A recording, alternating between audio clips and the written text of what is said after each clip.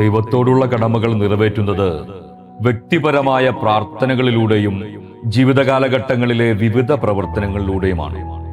പൂർണ്ണ ഹൃദയത്തോടെ ദൈവത്തെ സ്നേഹിക്കുക, ആത്മാർത്ഥമായി പ്രാർത്ഥിക്കുക, ദൈവം തന്ന കൽപ്പനകൾ പാലിക്കുക, ദൈവ സൃഷ്ടികളെ ആദരിക്കുക, ദൈവിക കാര്യങ്ങളിൽ വിശ്വസിക്കുക എന്നീ കടമകൾ നിറവേറ്റുമ്പോൾ നാം ദൈവജനമായി മാറുന്നു. നമ്മളിൽ നിക്ഷിപ്തമായിരിക്കുന്ന കടമകൾ യഥാസമയത്തു ചെയ്തു തീർക്കുമ്പോൾ അത് നമുക്ക് വലിയൊരു ആത്മവിശ്വാസവും സന്തോഷവും നൽകുന്നു. ഓരോ വ്യക്തിയും തന്റെ കടമകൾ ഭംഗിയായി പൂർത്തീകരിക്കുമ്പോഴാണ് ഒരു സുരക്ഷിത സമൂഹം നിലനിൽക്കുന്നത്.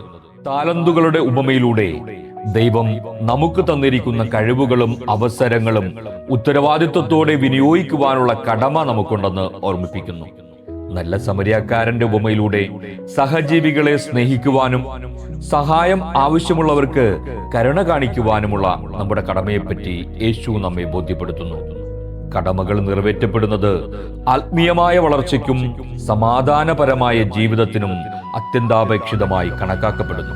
നമ്മുടെ കടമകൾ പൂർത്തീകരിക്കുന്നതിലൂടെ ദൈവകൃപ നേടിയെടുക്കുവാൻ പ്രയത്നിക്കുന്ന ഒരു പുതുതലമുറയായി മാറുവാൻ നമുക്ക് പരിശ്രമിക്കാം.